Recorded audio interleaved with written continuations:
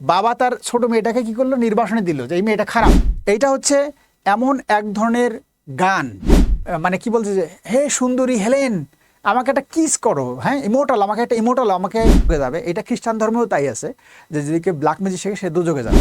জীবের প্রতি তার যেটা দয়া তৈরি হয় তখন সাথে সাথে তার এই যে অভিশপ্ত যে মালা, এই মালাটা তার গলাতে পড়ে যায়, সে অভিশাপ মুক্ত হয়ে যায়। সুপ্রিয় বন্ধুরা আসসালামু আলাইকুম, আশা করছি সবাই ভালো আছি। গতকাল আমি একটি কি বলে যে 46 BCS এর ইংরেজির সাহিত্যের উপরে, সাহিত্যের ফিগার অফ স্পিচ বা লিটারি টার্মস এর উপরে কিছু কথা বলছি, খুবই সামান্য করে। তো এইটার প্রেক্ষিতে সবাই রিকোয়েস্ট করেছিল, গতকাল আমি শেষ করতে পারিনি, প্রায় 60টির মতো কোশ্চেন ছিল, তার মধ্যে 30টির মতো আলোচনা করছিলাম। তো অনেকেই আমাদের অফিসে এটা মেসেজ করেছিল যে যাতে করে আজকে বাকি 30টা প্রশ্ন যেন আমি সলভ করে দিই। তো সেটির প্রেক্ষিতে আজকে এই অবেলায় লাইভটি শুরু করা।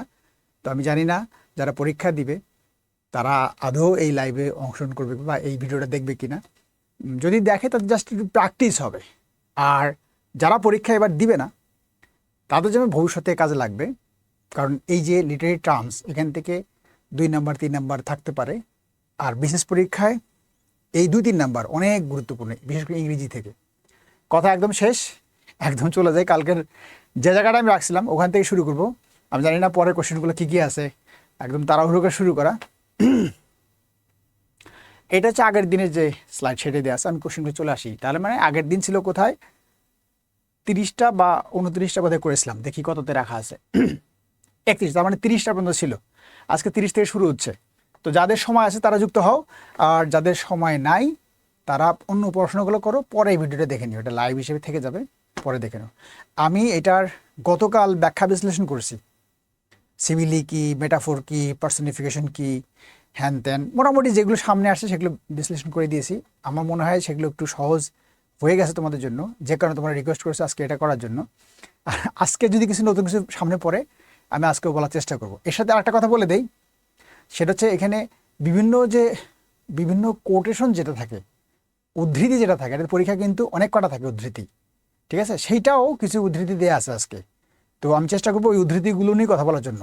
সব মিলে আমি জানি না কতক্ষণ লাগবে, 30 মিনিটে তো হবেই না, 30 মিনিট বেশি সময় লাগবে, একটু ধৈর্য নিয়ে এটা দেখো।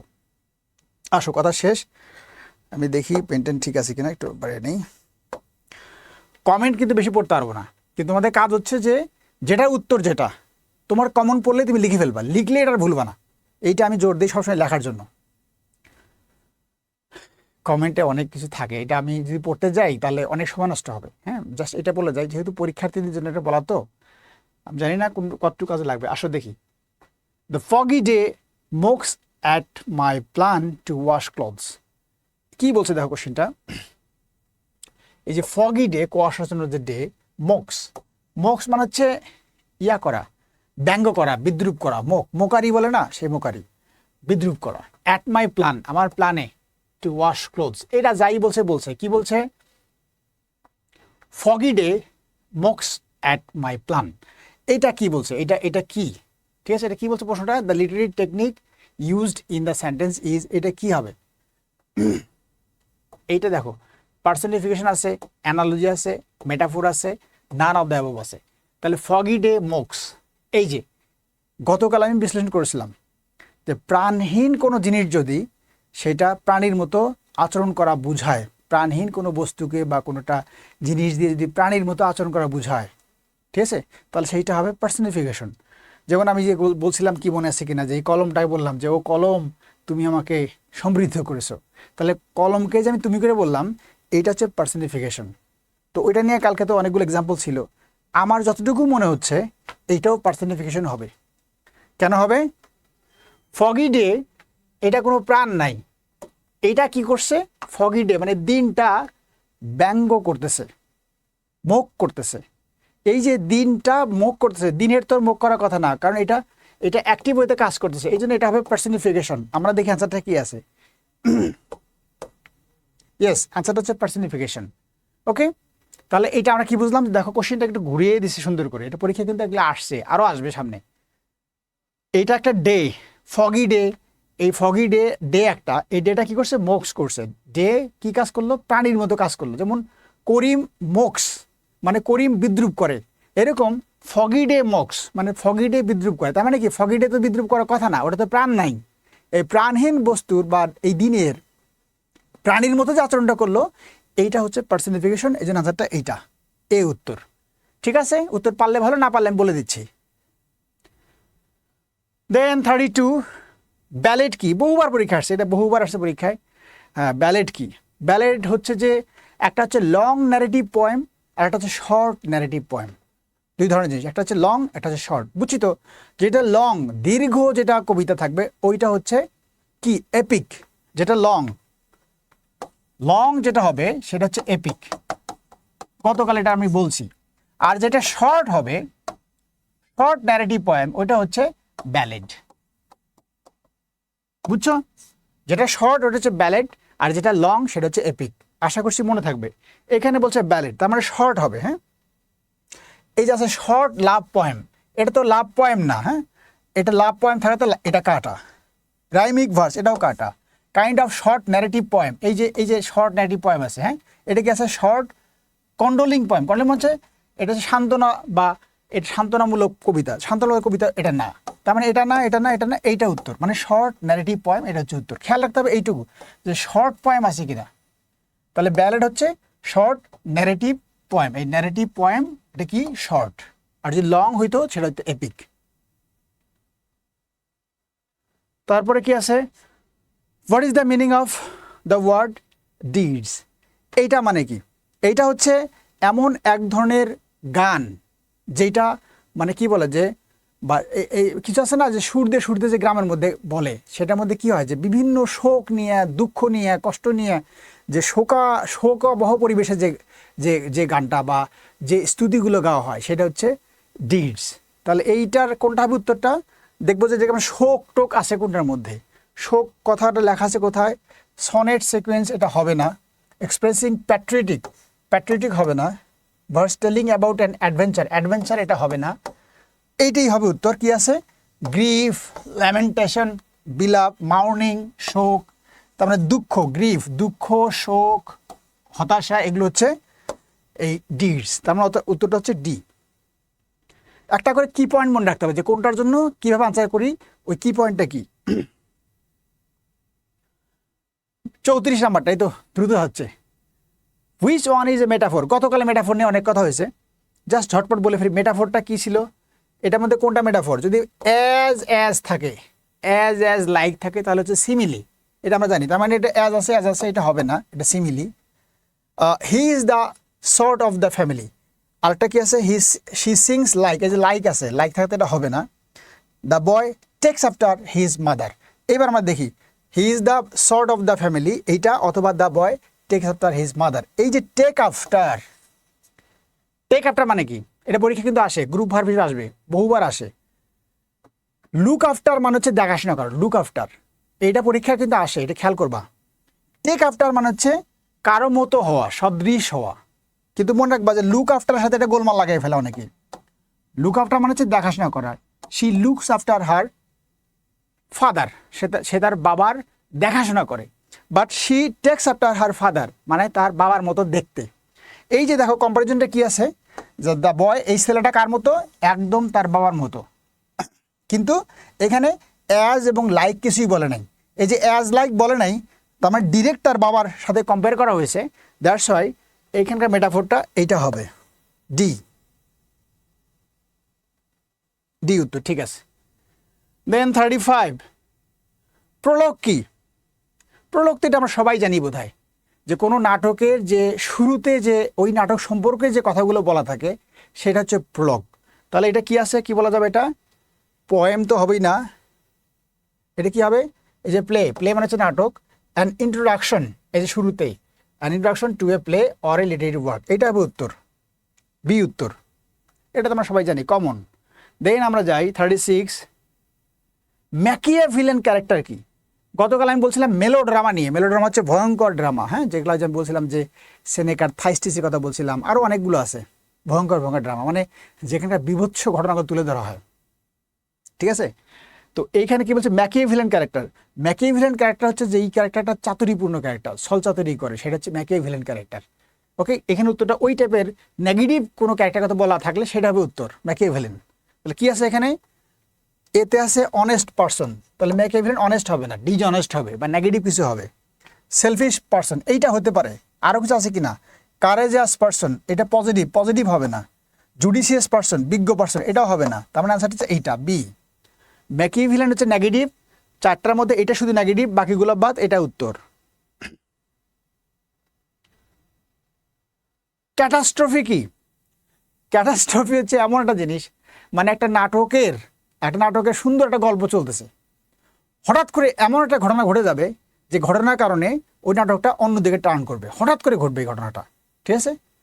এই যে হঠাৎ করে যে ঘটে এইটাই হচ্ছে ক্যাটাস্ট্রফি। যেমন এখানে তার কি আছে, এখানে কমিক্যাল এন্ড, এটা হবে না।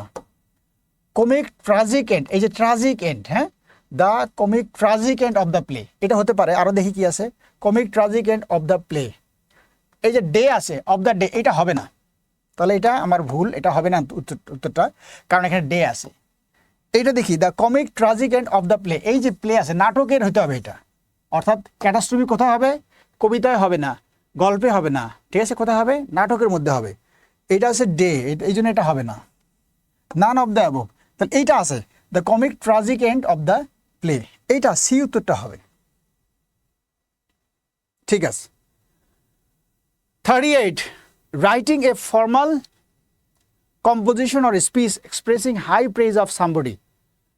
এইটা কি বলছে, writing a formal composition or speech expressing high praise of somebody, কাউকে মানে অনেক প্রশংসা করে যে লেখাটা লেখা হয় বা যে স্তুতিপত্র লেখা হয় ওইটাকে ইংরেজিতে কি বলে, এটা তো আমরা মনে হয় সবাই জানি। এলিজি হচ্ছে দুঃখগাথা, এটা হবে না, ঠিক আছে?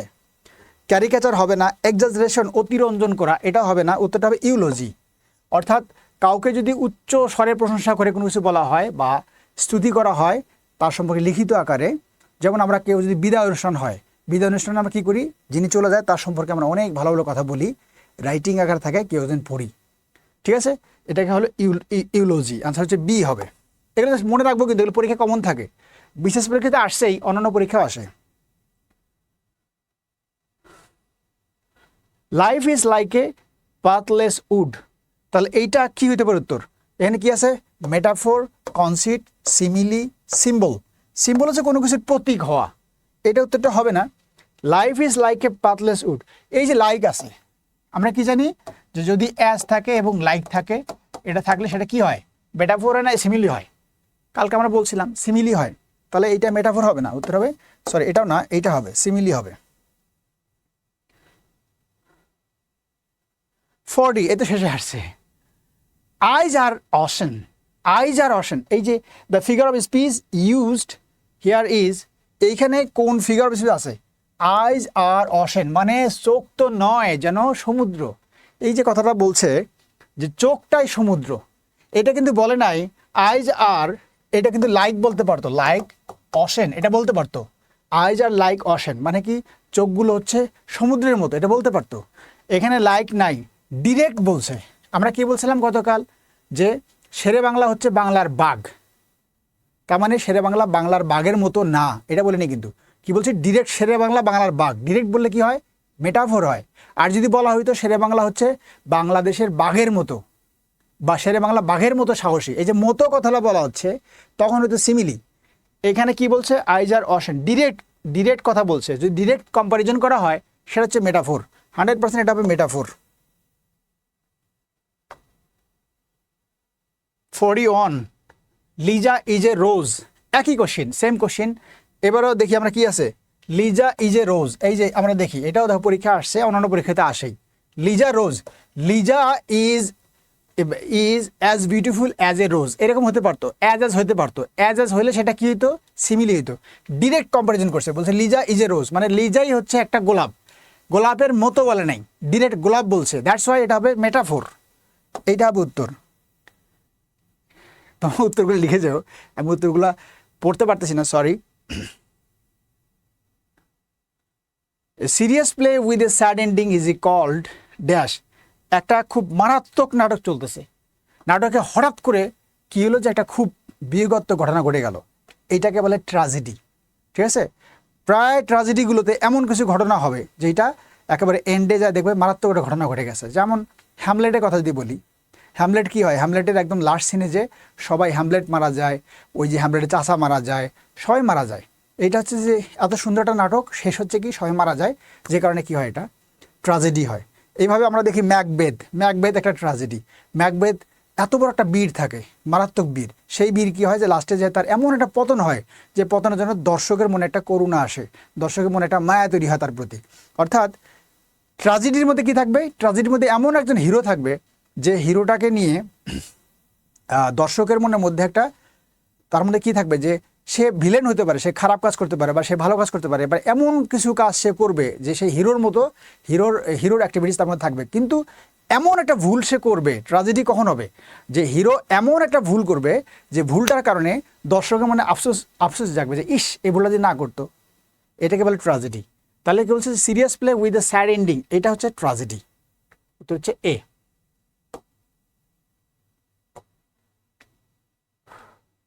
43.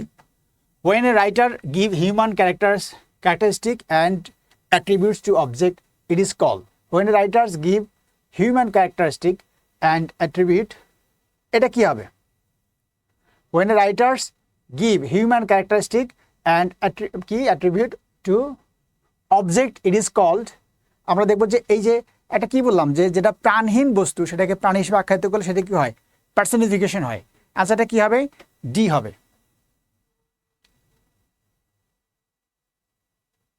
মানে একটা অবজেক্টকে যদি প্রাণী হিসেবে আখ্যায়িত করে এটা পার্সনিফিকেশন, তাহলে এটা উত্তরটা কোথায় আছে, এই যে কি বলে, এটা কি বলছে যে অবজেক্ট, একটা অবজেক্টকে কি প্রাণী হিসেবে যদি আখ্যায়িত করে সেটা কি হবে, পার্সনিফিকেশন হবে। এই যে উত্তরটা ডি তে পার্সনিফিকেশন আছে, এটা উত্তরটা হবে।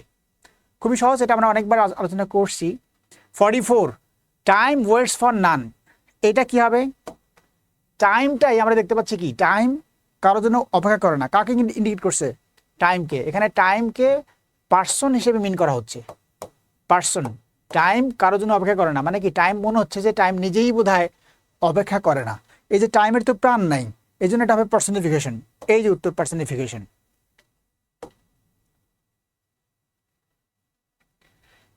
কিং লিয়ার banished his youngest daughter Cordelia from his kingdom, but in the end she became only shelter.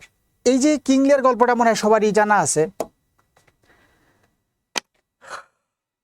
কি সবার খারাপ লাগতেছে কিনা, বা এটা আসলে কেমন লাগে, আমি তো একবারে মুখস্থবিদ্যার মতো বলে যাচ্ছি, হুড় করে বলে যাচ্ছি, বাট সবার কেমন লাগছে সেটা তো আমি বুঝতেছি না, জিজ্ঞাসাও করতেছি না, ঘুমাই টাইমে যাচ্ছে কিনা।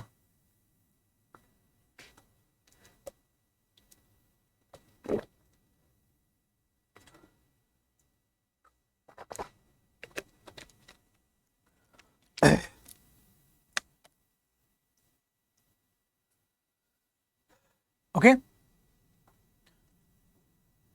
দেখো এটা কিং লিয়ার ব্যানিশড, ব্যানিশ মানে কি, নির্বাসিত করা। কাকে, তার ছোট মেয়ে। আমরা যে ছোটবেলায় গল্প পড়ছি না, যে ওই রাজার 3 মেয়ে থাকে, রাজা সেই 3 মেয়েকে জিজ্ঞেস করে যে তোমরা কে আমাকে কেমন ভালোবাসো একটু বলো। তো এই গল্প তো সবারই জানা আছে। বড় মেয়ে বলে যে অমুক তুমুক খুব ভালোবাসি, মেজো মেয়ে বলে খুবই ভালোবাসি, আর ছোট মেয়ে বলে বাবা আমি তোমাকে লবণের মতো ভালোবাসি। ঠিক আছে, এই কথা বলে না, আর ছোট মেয়েকে ব্যানিশ করে দেয়, নির্বাসনে পাঠিয়ে দেয়। সেই গল্পই কিন্তু কিং লিয়ার, ওইটাই শেক্সপিয়ারের ওই গল্পটাই।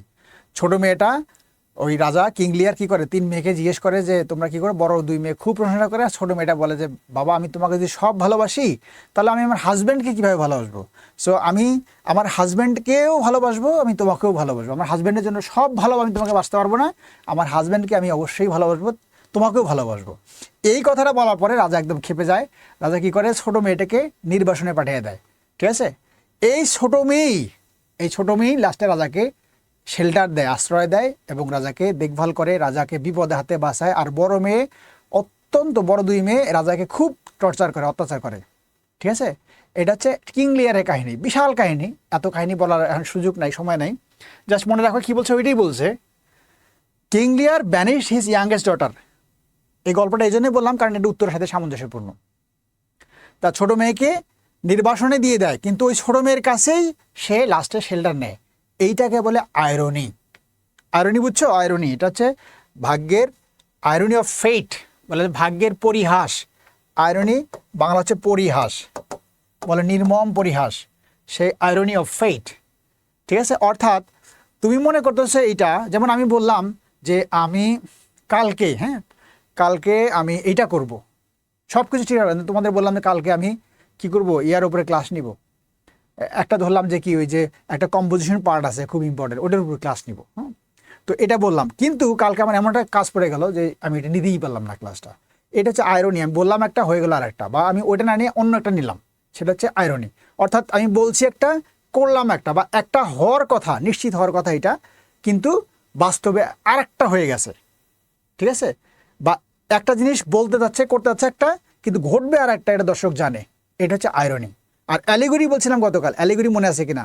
অ্যালিগরি হচ্ছে যে গল্পের মাধ্যমে একটা একটা বাস্তব ঘটনা, সেই ঘটনাটাকে হাইড করে অন্য একটা মাধ্যমে সেটা বুঝাই দিবে যে এই ঘটনাটা আমার না, কিন্তু ওটা আসলে বাস্তব, এটা হচ্ছে অ্যালিগরি।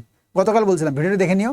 আর আয়রনিটা কি, যে ঘটার কথা এক কিন্তু ঘটে যাচ্ছে আর এক। যেমন বাবা তার ছোট মেয়েটাকে কি করলো, নির্বাসনে দিল যে এই মেয়েটা খারাপ, ওই মেয়েটাই বাবাটাকে শেষ মুহূর্তে আশ্রয় দিল এবং বাবাকে রক্ষা করলো, ঠিক আছে, এটা হচ্ছে আয়রনি। উত্তর হচ্ছে এই বি।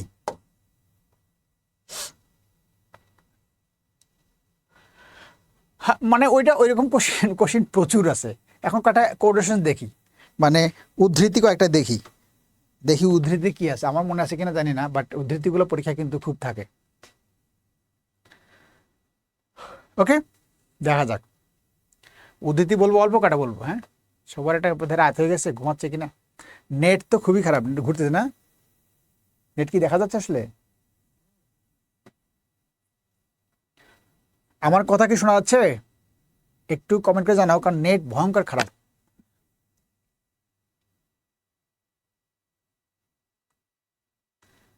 দেখি, নির্বাসনে পাঠিয়ে দেয়। হ্যাঁ,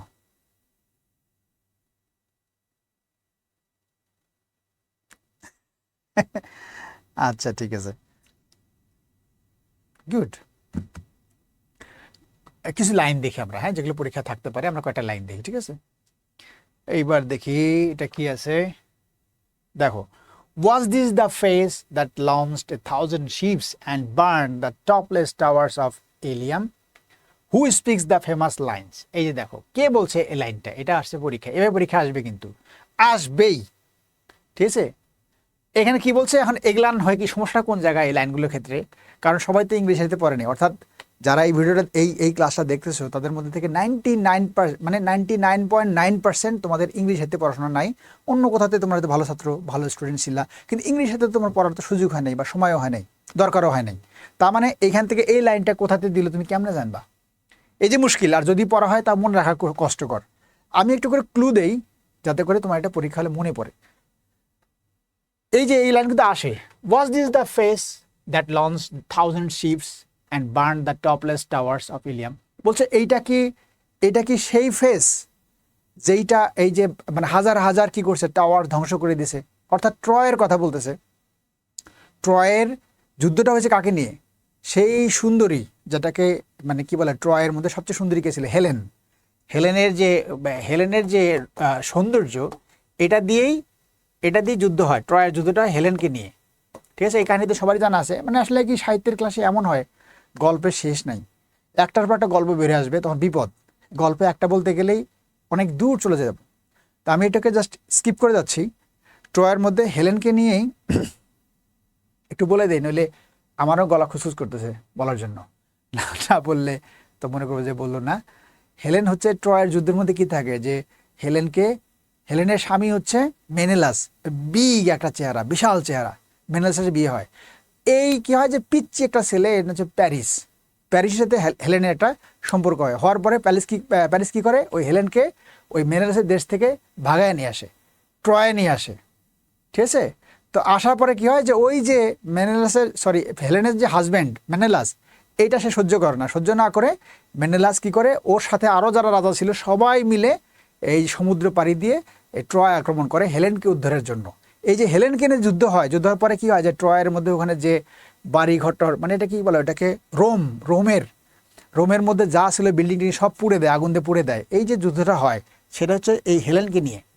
হেলেন হচ্ছে খুব বিখ্যাত একজন সুন্দরী, ঠিক আছে। এখন এটা কেন বললাম এর সাথে রিলেটেড। এই যে বলছে ওয়াজ দিস দ্য ফেস, এই হেলেনের কথা বলতেছে। এখানে কে বলতেছে হেলেনের কথা সেটাই এখানে বলছে, যে কে এই কথাটা বলছে।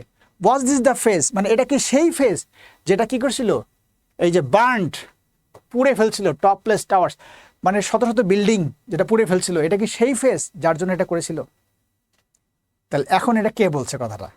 ইন্টারেস্টিং না খুবই? এইটা হচ্ছে ডক্টর ফস্টাসের যে নাটকটা আছে, ক্রিস্টোফার মার্লো লিখছে, ক্রিস্টোফার মার্লোর ডক্টর ফস্টাস নাটকের মধ্যে খুবই ইন্টারেস্টিং একটা নাটক ডক্টর ফস্টাস। এটা একটু না বললে হবেই না, একটু বলতেই হবে, তোমাদের একটু শুনতেই হবে। এটা, এই নাটকটা শুধু পরীক্ষা বা পড়াশোনার জন্য না, জীবনের জন্য একটা মিনিংফুল একটা নাটক, যেটা আমি পড়তে যে আমার কাছে তো খুবই ভালো লাগছে। শর্ট করে বলে দিচ্ছি, এটা ডক্টর ফস্টাস, এই যে এটা উত্তর, ঠিক আছে, এটা উত্তর থাকুক, কিন্তু এটা বলে দিই, স্টোরিটা বলে দিই। এটা ডক্টর ফস্টাস হচ্ছে একটা সেরকম বিদ্বান ব্যক্তি, ঠিক আছে, এত পড়াশোনা করছে যে পড়াশোনা করতে করতে এরা পড়াশোনা কোনো কিছু বাদ নাই, সব পড়ে ফেলছে। সব পড়লে কি হয়, যে তখন মানুষের মধ্যে কিউরিওসিটি কাজ করে, আর কি পড়া যায়, আর কি পড়া যায়।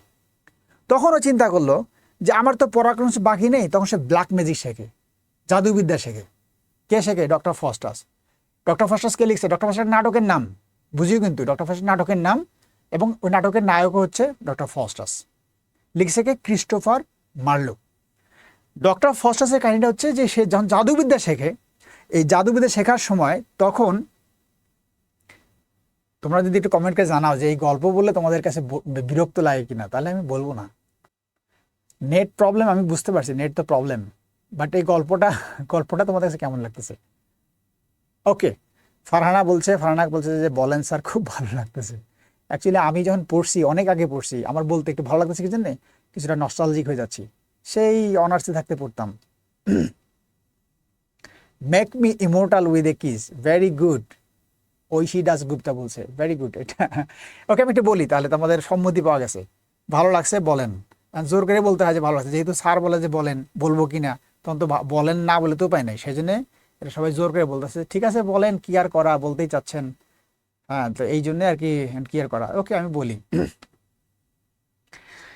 এইটা কি বললাম, যে ডক্টর ফস্টাস ব্ল্যাক ম্যাজিক শেখার আগে ঘটনাটা ঘটলো কি, ব্ল্যাক ম্যাজিক যদি কেউ শেখে তাহলে সে দোজকে যাবে। আমি একদম সহজ বাংলা ভাষায় বলি, তাহলে যদি কেউ ব্ল্যাক ম্যাজিক শেখে, মানে জাদুবিদ্যা শেখে, সে দোজকে যাবে। এটা খ্রিস্টান ধর্মেও তাই আছে, যে যদি কেউ ব্ল্যাক ম্যাজিক শেখে সে দোজকে যাবে। তো এখন ডক্টর ফস্টাস কি করলো, ব্ল্যাক ম্যাজিক শিখবে, এত পড়াশোনা করছে, এটাও শিখবে। ব্ল্যাক ম্যাজিক শেখার সময় তার সামনে কি হলো, যে ওই যে খোদার তরফ থেকে দুজন ফেরেস্তা চলে আসলো। ফেরেস্তাগুলোর নামও আছে, মেলার নাম মেফিস্টোফেলিস, একটা ফেরেস্তা আছে, তো সে আসলো। আর একটা শয়তান আছে, শয়তানও আসলো। এখন মেফিস্টোফেলিস বা এরকম একজন বলতেছে তাকে যে ডক্টর ফস্টাস, তুমি জাদুবিদ্যা শিখতে পারবা, কোনো সমস্যা নাই, কিন্তু শর্ত আছে।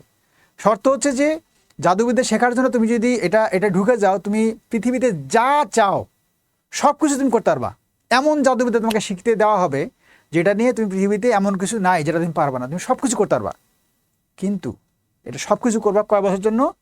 24 ইয়ার্সের জন্য, এই সময়ের জন্য করতে হবে। আর এই 24 বছর পরে তুমি 24 বছর পৃথিবীতে যা কিছু চাবা সব কিছু করতে পারবা। বাট 24 বছর যখন পার হয়ে যাবে, তখন তোমার আত্মাটা শয়তানকে দিতে হবে। শয়তান সে আত্মাটা নরকে, দোজকে নিয়ে যাবে। সারা জীবন তোমাকে দোজকে থাকতে হবে, বাট তুমি এই 24 বছর তুমি তোমার মতো করে আনন্দ লাভ করতে পারবা। দেখো কত সুন্দর কথা, অর্থাৎ আমাদের জীবনের জন্য কত প্র্যাকটিক্যাল একটা কথা। আমরা এই যে প্র্যাকটিক্যাল যা কিছু করতেছি, আমরা যে কদিন বাঁচবো এর জন্য কিন্তু অনেক কিছু করতেছি, অনেক কাজ করতেছি, কিন্তু কি আমরা মারা যাওয়ার পরে কি হবে এটা একদম চিন্তা করতেছি না। ঠিক এই কথাটাই বলছে। তো কি বললো, যে তুমি জাদুবিদ্যা শেখো, এমন জাদুবিদ্যা তোমাকে শিখতে দেওয়া হবে যে তুমি পৃথিবীতে নাই এমন কোনো কাজ নাই যেটা তুমি করতে, সব কাজ করতে পারবা, কিন্তু এটা 24 বছরের জন্য। 24 বছর যেই দিন পার হয়ে যাবে সেদিন তোমার আত্মাটা আমরা নিয়ে নিব, সে আত্মাটা আমি দোজকে দিয়ে দিব, সারা জীবন অনন্তকাল তুমি দোজকে থাকবা। ডক্টর ফস্টাস সেই রকম একটা ডিলেমার মধ্যে পড়ে গেল, কি করবে সে? তার এই আত্মাটা কি দিবে, নাকি এই জাদুবিদ্যা কি শিখবে, নাকি শিখবে না? যদি জাদুবিদ্যা না শেখে তাহলে সে এখন থেকে বেঁচে যেতে পারে, তার জন্য দোজক আর নাই। আর যদি জাদুবিদ্যা শেখে তাহলে 24 বছর সে পৃথিবীতে সব কিছুই পাচ্ছে, যা মন চায় তাই করতে পারতেছে, কিন্তু 24 বছর পরে তাকে অনন্তকালের জন্য দোজকে থাকতে হবে। এই যে একটা ডিলেমা, এই ডিলেমা নিয়েই অনেকক্ষণ কথাবার্তা নাটকের মধ্যে চলে। একটা পর্যায়ে যায় ডক্টর ফস্টাস চিন্তা করে যে এইটা 24 বছর পরে কি হবে সেটা তখন দেখা যাবে। আমি এই 24 বছর যা কিছু পাওয়ার আমি তো সব পাচ্ছি, এটা তো একটা বিশাল ব্যাপার। থাকি না কেন, আমি নরকেই যাই, বাকি জীবন কাটাই দেবো, সমস্যা কি? বাকি জীবন নরকে কাটাবো, বাট আমার এই 24 বছরটা আমার লাগবে, আমার ইচ্ছা মতো আমি স্বাধীন মতো 24 বছর আমি এটা উদযাপন করব। এই যে একটা কথা বললো, বলার পরে সিদ্ধান্ত নিল, হ্যাঁ আমি 24 বছর নরকেই কি বলে, আমি 24 বছর পর নরকেই কাটাবো, কিন্তু এই 24 বছরের জন্য আমাকে সেই ব্ল্যাক ম্যাজিক শিখিয়ে দেওয়া হোক, যেটা দিয়ে আমি যা ইচ্ছা তাই করতে পারবো। সে তখন কি করলো, শয়তানের সাথে একটা ডিড করা হলো, একেবারে চুক্তিপত্র লেখা হলো। চুক্তিপত্রের মধ্যে সেখানে ডক্টর ফস্টার স্বাক্ষর করলো। স্বাক্ষর করার পরে 24 বছরের জন্য তাকে একটা এমন স্বাধীনতা দেওয়া হলো যে সে যা ইচ্ছা তাই করতে পারে। বাস দেখো, ফ্যান্টাস্টিক ঘটনা। 24 বছরের মধ্যে এটা কি হলো, সেটা পাওয়ার পরে তার জন্য একটা মেফিস্টোফেলিস নামে একজন ফেরেস্তাই বলি আমরা, ধরো ফেরেস্তাকে দেওয়া হলো, একজন একটা আত্মা আর কি, তাকে দেওয়া হলো মেফিস্টোফেলিস তার হয়ে, অর্থাৎ মেফিস্টোফেলিসকে যা বলে সেটাই সে মেফিস্টোফেলিস করে এনে দেয়, ডক্টর ফস্টার করে দেয়। এটাই ব্ল্যাক ম্যাজিক। সে এটা পেয়ে গেল, চুক্তিও করে ফেললো। এই চুক্তি পাওয়ার পরে তার কি হলো, ফার্স্ট মাথার মধ্যে আসলো এটা, আবার ছোটোখাটো কিছু কাজ করছে, বাট একটা জিনিস মাথায় আসলো যে ওই যে হেলেন যার কথা বললাম, যে হেলেন, হ্যাঁ ট্রয়ের যুদ্ধ যার জন্য হইলো, ওই হেলেনকে সে দেখবে। তার মাথায় এটা আসলো যে আমি হেলেনকে দেখতে চাই। মেফিস্টোফেলিস বললো যে হ্যাঁ মেফিস্টোফেলিস যাও ওই হেলেনকে নিয়ে আসো, আমার সামনে হেলেনকে আমি দেখবো। সে এত সুন্দরী ছিল যার জন্য এই রোম বার্ন হয়েছে, শত শত হাজার হাজার মানুষ মারা গেছে। কি সেই সৌন্দর্য ছিল, তাকে আমরা দেখি, তাকে একবার দেখি। যেই বলো সেই কাজ, মেফিস্টোফেলিস চলে গেল, যে তারপরে সেই হেলেনকে নিয়ে আসলো কার সামনে, ডক্টর ফস্টাসের সামনে। আসার পরে ডক্টর ফস্টাস দেখলো যে এত সুন্দর দেখতে, তখন তার মুখ দিয়ে অনেক ধরনের কথা বেরোলো। সেই কথাগুলোর মধ্যে এইটা একটা কথা, সেটা কি ছিল, ওয়াজ দিস দ্য ফেস, মানে অবাক হয়ে বলতেছে এইটা কি সেই ফেস যার জন্য এই যে হাজার হাজার বাড়িঘর পুড়ে গেছিল। তার কাকে বলতেছে, হেলেনকে বলতেছে। বোঝা গেল। আমার মনে হয় যে এই লাইন আসলে পরীক্ষায় আর কোনোদিন তোমরা ভুল করবে না। তাহলে উত্তরটা কি হবে, উত্তর হবে ডক্টর ফস্টাস। ডক্টর ফস্টাস কি নাটকের নাম। প্রশ্ন কি বলছে যে who speaks the famous line, কে এই লাইনটা বলছে, বলছে কে, ডক্টর ফস্টাস বলছে। ডক্টর ফস্টাসের নাটকের নাম, এটা একটা ট্র্যাজেডি। ট্র্যাজেডি বাকি কাহিনী শুনবা, বাকি কাহিনী বলার দরকার নেই, জাস্ট এন্ডিংটা বলে দেই, কারণ যেহেতু শুরুটা বলছি। এন্ডিংটা হচ্ছে এরকম যে ডক্টর ফস্টাসের যখন 24 বছর পার হয়ে যায়, এইটা হচ্ছে নাটকের ট্র্যাজেডি। 24 বছর তো একদিন পার হয়ে যাবেই, যাবে না? যেমন ধরো আমি যে মারা যাব, কত বছর বয়সে মারা যাব এটা আমি জানি না, বাট আমি ধরলাম যে আমি 60 বছর বয়সে মারা যাব। তো 60 বছর হইতে ধরো আমার 18 বছর বাকি আছে। তাহলে এখন এই আমার কাছে মনে হচ্ছে 18 বছর তো ব্যাপক সময়, অনেক দিন। আমি ইচ্ছা মতো ঘুমাইলে, আজকে ঘুমালাম, কালকে ঘুমালাম, পরশু ঘুমালাম, আমার দিনকাল চলে যাবে। 18 বছর আসতে বহুত সময় আছে। আমি এখন ইচ্ছা মতো চলি ফিরি হ্যান করলাম, বাট একটা সময় কি হবে, 1 বছর যাবে, 2 বছর যাবে, 10 বছর যাবে, 17 বছর যাবে, এবং 18 বছর শেষ হওয়ার একদম শেষ মুহূর্তে কিন্তু চলে আসবে। আসলে কি হবে যে আমি আর দেখা গেলো একদিন বাকি আছে, একদিন পরে মারা যাব, কেমন লাগবে তখন? ঠিক ওই রকম ঘটনাটা হচ্ছে এই ডক্টর ফস্টাসের কি হয়, এই 24 বছর এক এক করে 24 বছর চলে যায়, যাইতে 24 বছরে 24 ঘন্টা চলে আসে, 24 ঘন্টার পরে 6 ঘন্টা চলে আসে, 6 ঘন্টার পরে 6 মিনিট চলে আসে। এই যে লাস্ট মিনিট ডক্টর ফস্টাস আত্মাতে নিয়ে যায়, যখন লাস্ট মিনিট বা লাস্ট একটা ঘন্টা ডক্টর ফস্টাস যেই পরিমাণ কান্নাকাটি করে এবং যেই পরিমাণ সে কষ্ট করে, ল্যামেন্টেশন করে, সেইখানে মানে তার যে কষ্ট, তীব্র কষ্ট ডক্টর ফস্টাসের, যে আমি কি ভুল করলাম 24 বছরের মধ্যে, আমি কি করলাম, আমি কি পাইলাম 24 বছর, কিছুই পেলাম না 24 বছর, আমার 24 বছর চলে গেল, আমি এটা কি করলাম, এই যে ব্ল্যাক ম্যাজিক শিখলাম, আমার লাভটা কি হইলো, এখন তো আমার অনন্তকাল আমার দোজখে থাকতে হবে, এটা আমি কি ভুল করলাম, কত কি শিক্ষার আছে এর মধ্যে থেকে। হ্যাঁ, যাই হোক, এন্ডিংটা হলো ডক্টর ফস্টাস আত্মাটা শয়তান নিয়ে যায়, তখন এই নাটকটা শেষ হয়। এটা হচ্ছে ডক্টর ফস্টাস, ফ্যান্টাস্টিক একটা নাটক। যাই হোক, উত্তরটা আমরা পেয়ে গেলাম। বাকি গল্প তোমাদের কেমন লাগলো একটু লিখে জানাইও। হ্যাঁ, ওকে, গল্প বলা তো একটা অন্যরকম ব্যাপার। ওকে, আমরা এরপর এটা দেখি। হ্যাঁ, এই যে আরেকটা আছে, আরেকটা কোশ্চিন, আগেরটাও বিশেষ পরীক্ষা আসছে, এইটাও বিশেষ পরীক্ষা আসছে। দেখো বিশেষ পরীক্ষা এই কোশ্চিনটা কিভাবে আসে, ডক্টর ফস্টাস যে কত আসে, বলছে sweet Helen make me immortal with a kiss. দেখো এবার তোমাদের অবশ্যই মনে পড়ে যাচ্ছে কাকে বলছে, দেখো সুইট হেলেন কাকে বলছে, এই যে হেলেন দেখো বলছে, মানে কি বলছে যে হে সুন্দরী হেলেন আমাকে একটা কিস করো, হ্যাঁ ইমোর্টাল, আমাকে একটা ইমোর্টাল, আমাকে ইমোর্টাল করে দাও একটা কিস করে। কে বলতেছে এটা, ডক্টর ফস্টাস বলতেছে। কখন, ওই যে হেলেনকে যখন মেফিস্টোফেলিস সামনে নিয়ে আসছে, তখন হেলেনের কাছে রিকোয়েস্ট করতেছে, হেলেন তুমি এত সুন্দর, তো এটা তার কাছে কি বলছে, sweet Helen make me immortal with a kiss. এটা বলছে তার কাছে, মানে এত সুন্দর লাগতেছে, সে বলতেছে একটা কিস করো, তুমি যদি এটা একটা চুমু দাও তাহলে এটা তো আমি কি করবো, যে আমার ইমোর্টালিটি পেয়ে যাবো। এতটা সে এক্সাইটেড হয়ে গেছে। এটা কিন্তু কোথাকার লাইন, তাহলে অবশ্যই ডক্টর ফস্টাসের লাইন। কি আছে এখানে, প্রশ্নটা দেখি আমরা। The sentence has been taken from the play, এই বাক্যটা নেওয়া হয়েছে কোন নাটক থেকে? তাহলে আমরা অবশ্যই বুঝলাম এটা কোথা থেকে নেওয়া হয়েছে, ডক্টর ফস্টাস থেকে। আর যদি বলতো এটা কে বলছে, ডক্টর ফস্টাসই বলছে।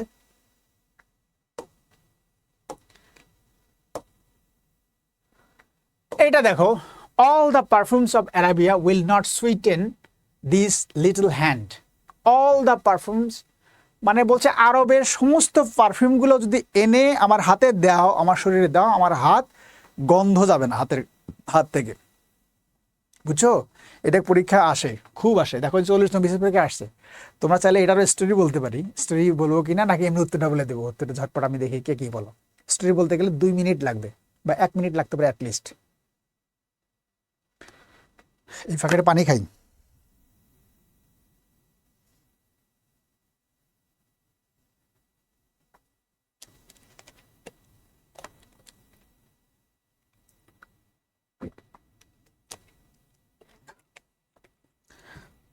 এক মিনিটে একটা জিস্ট বলে দিই, সেটা হচ্ছে 1 মিনিটে হবে কিনা জানি না, 1.5 মিনিট লেগে যেতে পারে। এটা হচ্ছে ডানকান নামে রাজা, হ্যাঁ ডানকান, ডেনমার্কের রাজা ডানকান। এই ডানকানকে কি করে যে ডানকান থাকে রাজা, বিরাট কাহিনী, মানে একটা বললাম তো এটা হচ্ছে ম্যাকবেথ থেকে নেওয়া। এই যে ম্যাকবেথ হচ্ছে, এটা কোথা থেকে নিয়েছে? ম্যাকবেথ থেকে। কিন্তু কে বলছে, হু সেড দিস, কে বলছে এটা? এটা কি ম্যাকবেথ বলছে, নাকি ম্যাকবেথের ওয়াইফ বলছে, নাকি লেডি ম্যাকডাফ মানে ওই রাজার যে ওয়াইফ সে বলছে, নাকি ম্যাকডাফ বলছে? ঠিক আছে, এটা হচ্ছে এখানকার কথা। তাহলে এটা থেকে কি হয়, একেবারে শর্ট করে বলি, সেটা হচ্ছে যে ওই যে মানে ডেনমার্কের যে রাজা থাকে, এই রাজাকে মানে ম্যাকবেথ হচ্ছে বিরাট কাহিনী, তো ছোটো করতে আমার কষ্ট হচ্ছে। ম্যাকবেথ হচ্ছে একটা বিরাট বীর হিরো, সে বহু কিছু যুদ্ধ জয় করে আসে। যুদ্ধ জয় করে রাজা খুব খুশি হয়। রাজা খুশি হয়, তাকে বলে যে যাও তুমি ওই জায়গার তুমি সেনাপতি হইলা, বা ওইটা তাকে গিফট করে। করার পর একটা পার্টি দেয়, রাজার বাড়িতে একটা পার্টি হয়। পার্টি হয়, সেখানে ম্যাকবেথের উদ্দেশ্যে একটা পার্টি দেওয়া হয় যে ম্যাকবেথ বিরাট বীর, ম্যাকবেথ বিরাট জয় করে, তাকে একটা পার্টি দেওয়া হয়। এই পার্টিতে যাওয়ার আগ দিয়ে কিছু 3টা ডাইনি আছে, ডাইনি ম্যাকবেথকে বলে যে ম্যাকবেথ হচ্ছে এই দেশের রাজা হবে। খেয়াল করো কথাটা, মানুষের লোভ মানুষকে কি করে। ম্যাকবেথকে বলে যে এই ম্যাকবেথ হচ্ছে একসময় এই দেশের রাজা হবে। এই কথাটা যে ম্যাকবেথ তার বউ লেডি ম্যাকবেথ তাকে এই কথাটা যে বলে যে জানো এটা কি বললো, 3জন ডাকিনী ছিল, তারা বললো যে আমি নাকি এই দেশের রাজা হব। এই যে একটা ভুল করে ফেলে, একটা ভুল কি করে ফেলে, যখনই তার ওয়াইফকে, এই জন্য বলা হয়েছে কি যে ওয়াইফের কাছে সব কিছু বলতে হয় না। তো এটা ম্যাকবেথ যখন এটা বলার পরে এই লেডি ম্যাকবেথের মাথার মধ্যে এই জিনিসটা ঘুরপাক খাইতে থাকে যে যদি আমার হাজব্যান্ড এই দেশের রাজা হইতে পারে তাহলে আমি হব রানী, বিশাল ব্যাপার স্যাপার। এইটা তার মাথার থেকে আর যায় না। কি হয়, ওই রাজা যখন তার বাড়িতে পার্টি দিয়েছে, তখন ওই পার্টির মধ্যে যাওয়ার পরে লেডি ম্যাকবেথের মাথায় ওই জিনিসটা কাজ করতেছে যে রাজাকে মেরে ফেলতে পারলে আমার স্বামী হচ্ছে সবচেয়ে বড় বীর এখানকার, তার মানে ম্যাকবেথ হবে এই দেশের রাজা আর আমি হব রানী। এখন সে প্রতিবার শুধু ম্যাকবেথকে কানের মধ্যে শুধু এটা খোঁজাচ্ছে যে তুমি রাজাকে মেরে ফেলো, রাজাকে মেরে ফেলো, তুমি রাজাকে মারলেই আমি রানী হচ্ছি। 10 বার বলতে বলতে একসময় ম্যাকবেথে কি হয় যে হ্যাঁ ঠিক আছে তুমি যখন 12 বার বলতেছো তাহলে রাজাকে মেরেই ফেলি। বাস এই কথা করার পরে রাজা একটা নিরিবিলিতে থাকে, আর ম্যাকবেথ থাকে তার প্রধান সেনাপতি। ম্যাকবেথের তো সবখানে যাওয়া আসার সুযোগ থাকে। এইবার কি করছে, রাজা একটা নিরিবিলিতে শুয়ে যখন আসে, তখন ম্যাকবেথও গেছে, লেডি ম্যাকবেথও গেছে। তো ম্যাকবেথ এই সাহসটা পায় না, রাজাকে যে চাকু দিয়ে স্ট্যাব করবে এই সাহসটা ম্যাকবেথের হয় না। তখন লেডি ম্যাকবেথের তাকায় থাকে। লেডি ম্যাকবেথ বলে যে তুমি একটা ভিতর ডিম, তুমি রাজাকে মারতে পারতে, দেখো আমি কিভাবে মারি। লেডি ম্যাকবেথ কি করে, ওই চাকুটা ম্যাকবেথের কাছে নিয়ে যায়, রাজা ঘুমন্ত অবস্থায় থাকে, রাজাকে যে একদম বুকের উপরে চাকুটা মারতে থাকে, বিষাক্ত চাকু। কয়েকবার মারার পরে রাজা মারা যায়। মারার পরে লেডি ম্যাকবেথের হাতে রক্ত লেগে যায়। ওই যে রাজাকে মারলো, রক্ত তো ফিনকি দিয়ে উঠে যায় আর হাতের মধ্যে লেগে যায়। এইবার মারার পরে এই হাতের রক্ত সে আর বাসায় চলে যায়। যাওয়ার পরে ম্যাকবেথ ঠিকই রাজা হয় আর ওই লেডি ম্যাকবেথ রানীও হয়। কিন্তু লেডি ম্যাকবেথের হাত থেকে ওই যে রক্তের যে ব্যাপারটা, এইটা আর কখনোই যায় না। সে লেডি ম্যাকবেথ যেখানেই হাত ধুতে যায়, বেসিনে যায়, পানি দেখলেই তার হাতের মধ্যে সেই রক্ত চলে আসে। অর্থাৎ সে পানিকে রক্ত হিসেবে দেখে। যতবার হাত ধোয় ততবারই তার ওই রক্তই থাকে। সে দেখা যায় শুধু রক্ত দিয়ে হাত ধুচ্ছে। এই যে একটা মেন্টাল ট্রমাটাইজ হয়ে যাওয়া, এটা লেডি ম্যাকবেথ একসময় পাগল হয়ে যায় লেডি ম্যাকবেথ রক্ত দেখতে দেখতে। এটা একটা অভিশাপ। তো সেটাই ঘটে। এই লেডি ম্যাকবেথ এই কথাটা বলে যে all the perfumes of অ্যারেবিয়া will not sweeten this little hand. অর্থাৎ তার হাতের মধ্যে যখন রক্ত লেগে থাকে, অল টাইম রক্ত লেগে থাকে, তখন সে বলে যে আরবের সমস্ত পারফিউম যদি এনে আমার হাত ধুয়ে দেওয়া হয় তবু এই হাত কখনো ঠিক হবে না, এই হাতের গন্ধটা যাবে না। এটাই হচ্ছে এই লাইনটা। তার মানে এটা নেওয়া হয়েছে কোথা থেকে? নেওয়া হয়েছে ম্যাকবেথ নাটক থেকে। কে বলছে এটা? Who said this? এটা বলছে লেডি ম্যাকবেথ। এই যে ম্যাকবেথের ওয়াইফ এই কথাটা বলছে। ঘটনাটা পড়া হলো, জানা থাকলো, এইটা আর কখনো ভুলবা না, এটা মনে থাকবে। একটু বেশি কথা হয়ে গেল, কয়েক মিনিট চলে গেল, কিন্তু এটা তো পড়াটা আমার মনে হয় আজীবন মনে থাকবে। 49. The old order changed, yielding place to new. This line is extracted from Tennyson's poem. প্রত্যেকটা আসলে ঘটনা। এটা বলছে old order changed, yielding place to new. পুরাতন যে নিয়ম শৃঙ্খলা এগুলো যে চেঞ্জ হয় কিসের জন্য? নতুনের একটা সৃষ্টি হওয়ার জন্য বলে। এটার মধ্যে একটা বিখ্যাত স্টোরি আছে, সেটা হচ্ছে কে বলছে এটা? হ্যাঁ, না না না, এটা কে বলছে? টেনিসনের একটা কবিতা থেকে নেওয়া হয়েছে। সেটা কোন কবিতা? দেখো, টেনিসনের টিথোনাস একটা কবিতা, লোটাস ইটার্স একটা কবিতা, লক্সলে হল কবিতা, মড ডি আর্থার একটা কবিতা, চারটাই কবিতা। কোন কবিতাতে নেওয়া হয়েছে? এইটা একটা ফ্যান্টাস্টিক কবিতা, যদি কোনোদিন সময় থাকে আমি এটা নিয়ে তোমাদের একদিন বলবো। ফ্যান্টাস্টিক কবিতা। টিথোনাস একটা দারুণ একটা কবিতা, সেটা একটা বলবো। বাট এই যে মড ডি আর্থার যে আছে, মড ডি আর্থার হচ্ছে রাজা। আমি একেবারে শর্ট করে বলি, মড ডি আর্থার হচ্ছে রাজা। রাজা কি করে? রাজা অসুস্থ হয়ে যায়, মারাত্মক অসুস্থ, মারা যাবে, কিন্তু রাজা কোনো সময় মারা যাচ্ছে না, মানে রাজার মৃত্যু নাই। ওই সময় তো পৌরাণিক কাহিনী ছিল, মানে জাদু বা পৌরাণিক ঘটনায় বিশ্বাস করতো। তো রাজা মারা যায় না, রাজা মারা যায় না। রাজা কীভাবে মারা যাবে? রাজা খুব কষ্ট পাচ্ছে, সে আহত হয়ে গেছে, এমন আহত হচ্ছে যে তার মৃত্যু হলেই ভালো, মারা গেলে সে কষ্টটা পাচ্ছে না। তখন রাজা তার সেনাপতিকে বলে যে, সেনাপতি যাও, ওই যে লেক আছে পাশে, ওই লেকের মধ্যে কি আছে? লেকের মধ্যে একটা তরবারি আছে, ওই তরবারিটা তুমি যদি তুলে নিয়ে আসো তাহলে, না না না, রাজার কাছে একটা তরবারি থাকে, বিশেষ তরবারি। এই তরবারিটা তুমি যদি ওইখানে ফেলে দাও, একটা সমুদ্রের মধ্যে ফেলে দাও, তাহলে আমি মারা যাবো, আমার আত্মাটা বের হয়ে যাবে, নইলে বের হয়ে যাবে না। কারণ এই তরবারিটা হচ্ছে একটা বিশেষ তরবারি, যেটা ওই পানিতে ফেলে দিতে হবে। আর ওই তরবারিটা এমন যে ওই তরবারি থাকলে তাকে কেউ হারাইতে পারবে না, এরকম থাকে তরবারিটা। এখন রাজা সেনাপতিকে বলছে যে তুমি তরবারিটা ফেলে দিয়ে আসো। তখন এই তরবারিটা ফেলে দেওয়ার জন্য সেনাপতি যায়, যাওয়ার পর ফেলে দেয় না, না দিয়ে মনে করে যে রাজা তো দেখতেছে না, এত ভালো একটা তরবারি, এটা আমার কাছে থাকুক। সে তার কাছে রাখে। রাখার পরে রাজার কাছে ফিরে আসে, বলে, রাজা আমি তো ফেলে দিছি। তখন রাজা বিস্মিত হয়ে যায়, বলে যে সেনাপতি তুমি, আমি তো অসুস্থ, রাজা তো অসুস্থ, রাজার তো কথা তুমি তো শুনবা না, স্বাভাবিক একটা জিনিস। আমি তোমাকে যে কথাটা বলছি তুমি সে কথাটা শোনো নাই। আসলে এই তখন একটা আরেকটা লাইন বলে যে অথরিটি ফরগেটস এ ডাইং কিং। এটা কিন্তু একটা বিখ্যাত একটা মিনিং আছে, এটা অথরিটি ফরগেটস এ ডাইং কিং। অর্থাৎ তোমার যদি পাওয়ার না থাকে তোমার কথা কেউ শুনবে না। এটা হচ্ছে একটা বাস্তব কথা বলে গেছে মড ডি আর্থারের মধ্যে টেনিসন। তো এটাই ওই সেনাপতিকে বলে যে আজকে আমি অসুস্থ হয়ে গেছি, মারা যাচ্ছি, এই জন্য তুমি আমার কমান্ড শুনতেছো না। তখন সেনাপতি খুব লজ্জা পায়। তখন সেনাপতি বলে যে মহোদয় আমি আসলে ফেলে দিই নেই, এটা ভাবছিলাম যে এটা আমি আমার কাছে রেখে দিব। তখন রাজা আবার তাকে বলে যাও তুমি আবার ফেলে দিয়ে আসো। তখন আবার যে যখন সেনাপতিটা ফেলে দেয় তখন রাজা মারা যায়। এই সময় রাজা এই কথাগুলো বলে, the old order changed, yielding place to new. তখন রাজা তাকে বুঝিয়ে বলে যে এরকম যে পুরাতন যা কিছু আছে তোমরা আমার জন্য আফসোস করো না, পুরাতন যা কিছু তা চলে যাবে, নতুন আসবে, নতুনকে স্বাগত জানাও। তার মানে এটা কে বলছে? এটা বলছে মড ডি আর্থার।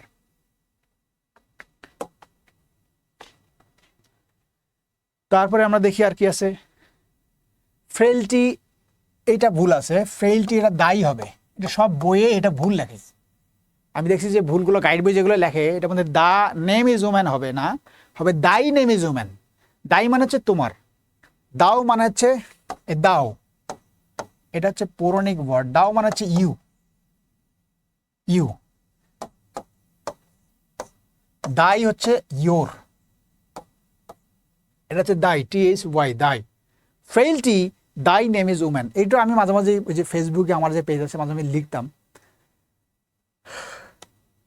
একদম শর্ট করে বলি, মনে থাকবে হ্যামলেটের, এটা অবশ্যই আমরা জানি ফ্রেইলটি দাই নেম ইজ, সবাই জানি আমরা হ্যামলেটের। এইটা হ্যামলেট তার মাকে উদ্দেশ্য করে বলে এই কথাটা। আমরা কি করি যে এই কথাটা কিন্তু অনেকে ইউজ করি আমাদের গার্লফ্রেন্ড বা আমাদের কোনো মেয়ে বন্ধু বা ছেলে বন্ধু। ছেলে বন্ধু কি করে মেয়ে বন্ধুকে এই কথাটা বলে যে নারীর অপর নাম হচ্ছে ছলনা, এই কথা বলে না? এটা হচ্ছে সেই লাইন। কিন্তু এইটা বলছে কে, আর ঘটনাটা ঘটাইছে নিয়ে গেল কোন দিকে? এটা বলছে ছেলে তার মাকে বলছে, অর্থাৎ হ্যামলেট তার মাকে এই কথাটা বলছে যে ফ্রেইলটি দাই নেম ইজ ওম্যান। কখন বলছে? যখন হ্যামলেট জানতে পারে যে হ্যামলেটের বাবাকে, তার চাচা হচ্ছে ক্লডিয়াস, তার চাচা তার বাবাকে হত্যা করছে, এবং হত্যা করার পরে হত্যা করছে কিসের জন্য? এই হ্যামলেটের মা হচ্ছে গার্ট্রুড, হ্যামলেটের মাকে বিয়ে করবে, এই জন্য ওর চাচা ওর বাবাকে হত্যা করছে। কাকে বিয়ে করার জন্য? হ্যামলেটের মাকে বিয়ে করার জন্য। এখন কি ঘটলো? হ্যামলেটের চাচা যখন হ্যামলেটের বাবাকে হত্যা করলো, এই ঠিক 1.5 মাসের মধ্যে, মাত্র 45 ডেজ, এই 45 ডেজের মধ্যেই ওর চাচা ওর মাকে বিয়ে করে ফেলে। এই বিয়ে করে ফেলার পরে ছেলেটা, ওই হ্যামলেট, খুব কষ্ট পায় যে এইটা আমার মা এটা করতে পারলো, আমার চাচাকে, আমার বাবা মারা গেছে মাত্র 45 ডেজ, এর মধ্যেই আমার চাচাকে বিয়ে করে ফেললো। তখন এই কষ্টে সে তার মায়ের সামনে আসে, এসে ওর মাকে বলে, ফ্রেইলটি দাই নেম ইজ উম্যান। ওকে, অর্থাৎ তার মাকে বলে যে এটা হচ্ছে, তার মাকেই এটা সন্দেহ করে যে এর মাও ওই ওর বাবার যে হত্যাকাণ্ড সেখানে ওর মাও জড়িত ছিল, এটা সন্দেহ করে। তখন এই কথাটা বলে, ফ্রেইলটি দাই নেম ইজ উম্যান। কি বলছে প্রশ্ন দেখি আমরা, in which of the following novels you find it. Novel তো না, এটা 36তম বিশেষ পরীক্ষা আসছে, অন্যান্য পরীক্ষা আসছে, এটা নভেল না, এটা হচ্ছে drama, Hamlet.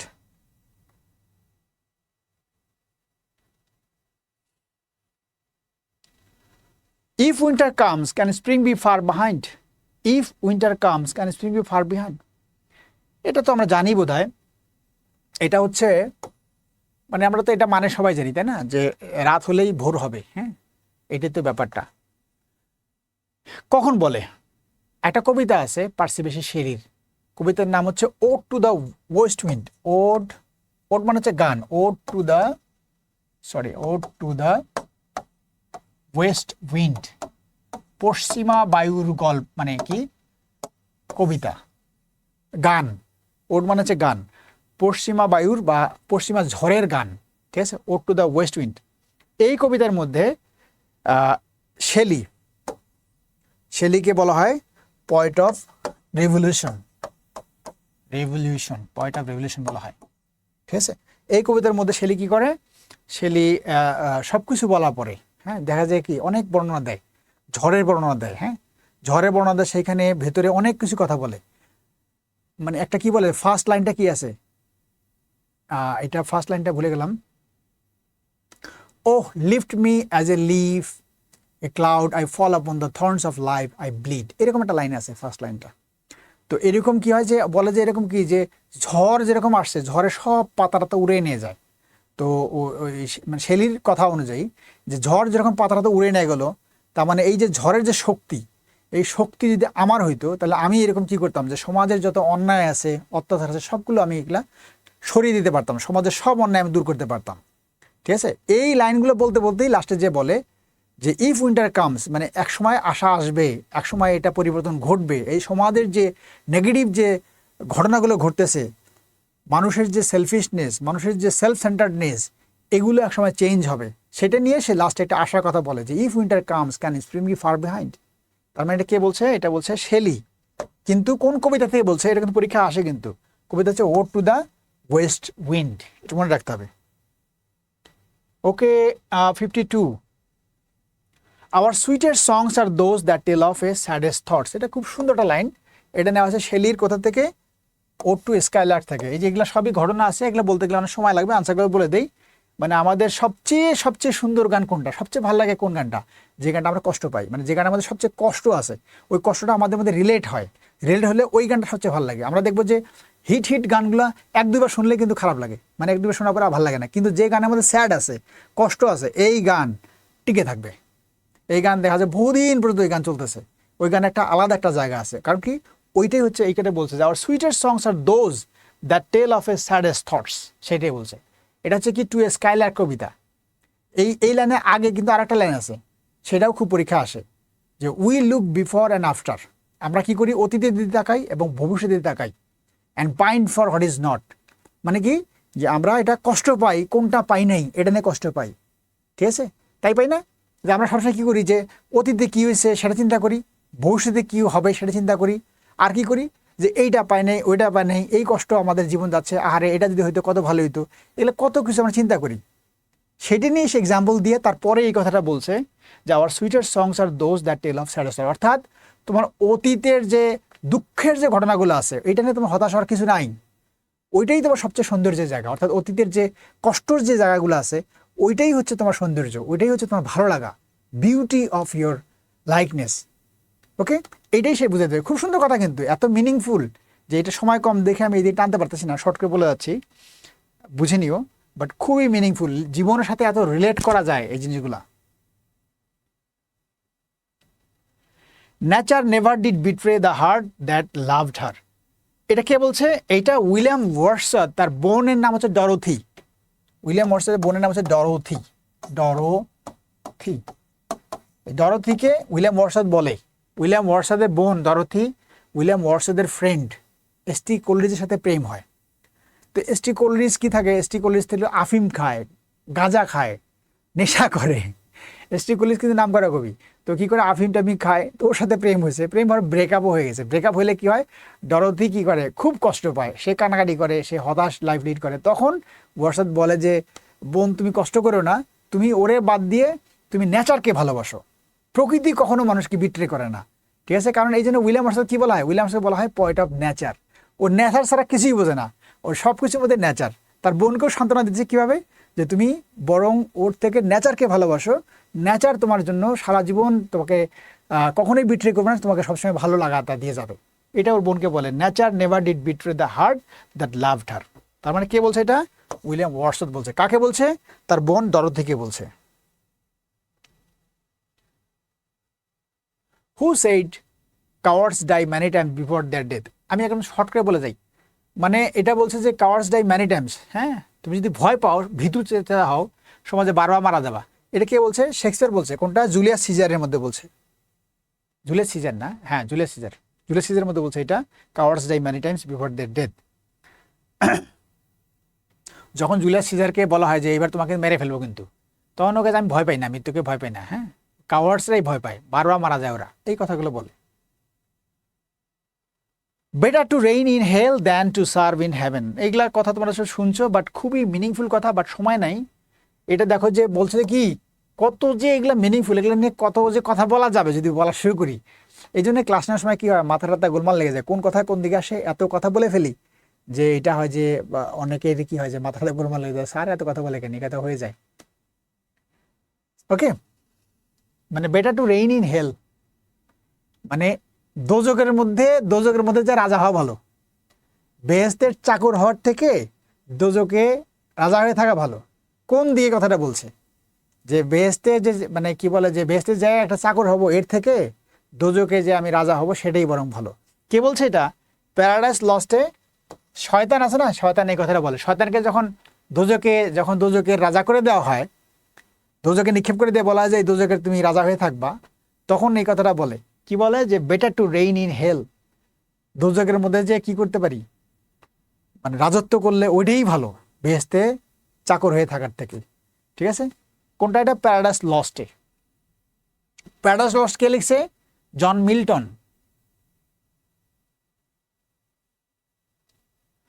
Some books are to be tested, others to be swallowed, and some few to be chewed and digested. বই নিয়ে কথা বলছে, এরকম দেখবা যে পণ্ডিত কথা বলবে যখনই, বিভিন্ন কথা আছে, এত মজার কথা আছে। এটা হচ্ছে of reading.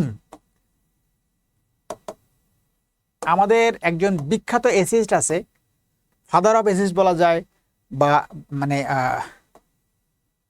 Beacon, Francis Bacon. হ্যাঁ, ইনি এসে লিখছে খালি পণ্ডিত এসে, পণ্ডিত কথাবার্তা, অর্থাৎ যত জ্ঞানগুলো মানে জ্ঞানমূলক কথাবার্তা আসবে মনে করবা যে এটা হচ্ছে ফ্রান্সিস বেকন লিখছে। এই যে বই আছে, কিছু বই আছে, some books are to be tasted, others to be swallowed, and some few to be chewed and digested. বই নিয়ে যে এই যে পণ্ডিত মার্কার কথাটা বলছে, কে বলছে? Francis Bacon. এই যে উত্তরটা হচ্ছে ডি। অনেক ভালো কথা বলছে, এগুলো বলতে গেলে অনেক সময় চলা যাবে, আমি ট্রেনে যাই। Who has written, he prayed best, who loved best, all things great and small. প্রত্যেকটা কথায় আসলে কিছু না কিছু কথা চলে আসে, আটকাতে পারতেছি না।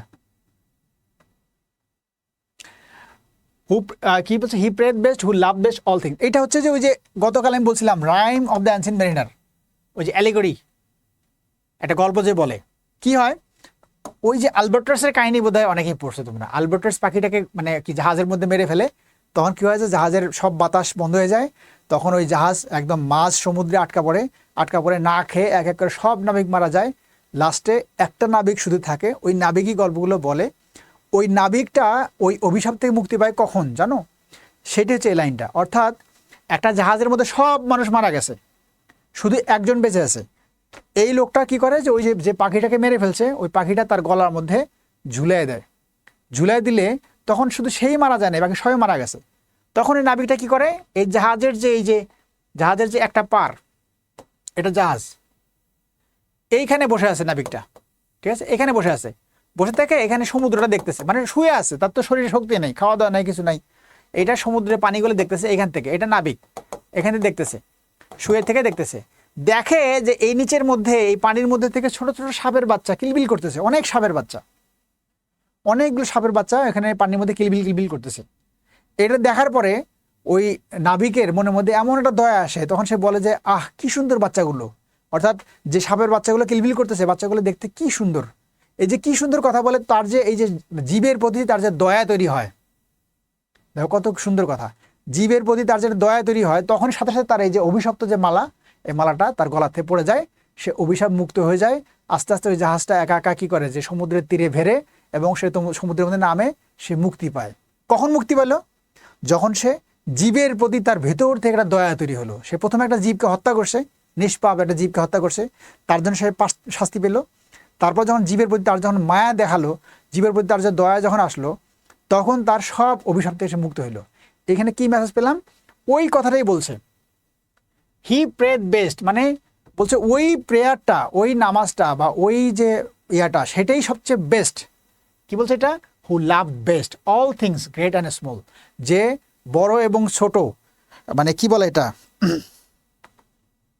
ভালো এবং খারাপ, মানে দেখতে কুৎসিত কদাকার, সেটার প্রতি যার প্রেম জাগে, যার মায়া জাগে, ওই যে তার ভেতর থেকে যদি মায়া আসে, যে জিনিসটাকে কেউ মায়া করে না, যে জিনিসটা সবচেয়ে অবহেলিত, সেটার প্রতি যার প্রেম আসে, যার মায়া আসে, এইটা যে প্রার্থনা, এই প্রার্থনা হচ্ছে জগতের শ্রেষ্ঠ প্রার্থনা। এই কথাটা বলছে এই লাইনটার মাধ্যমে। কে বলছে এটা? এটা কার কবিতা? এটা হচ্ছে এস টি কোলরিজের কবিতা, স্যামুয়েল টেলর কোলরিজের, ঠিক আছে, rime of the ancient mariner. তাহলে এটা কে বলছে এখানে? উত্তরটা এই যে কোলরিজ, এটা উত্তর ডি। বিভিন্ন পরীক্ষা কিন্তু আসে কমন একটা কোশ্চেন। তারপরে 58, 60টা আছে না প্রশ্ন সব মিলে? 64টা? হয় 58 আছে, এরপরে তো আরো কয়টা আছে? 6টা আছে। Reading make a full man, conference ready man, writing an exact man.